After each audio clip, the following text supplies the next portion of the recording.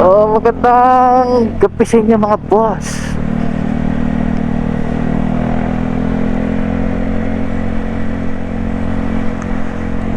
Magbibigay tayo ng update doon sa ginagawang tulay sa magtutugtong sa Barangay Katmon at Barangay San Vicente.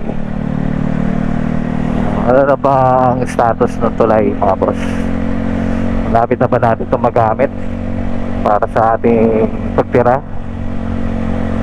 Tira tayong pagsikat 5 saka dito sa Pagsinag Place.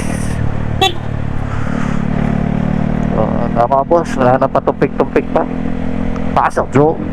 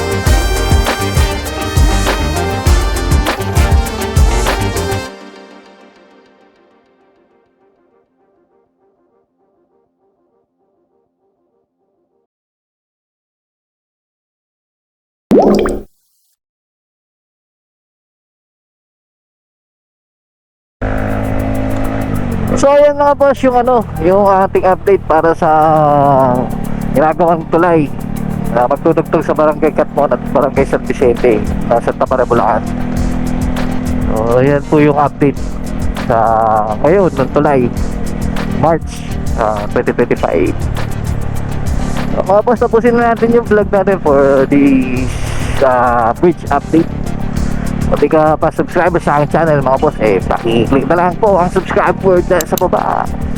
At pag-click mo yan, lalabas ang notification bell. Paki-click mo na rin para maging updated ka sa susunod na i-upload na video. So hanggang sa muli mga boss, kita-kita tayo next vlog. This is Shepherd the Rider.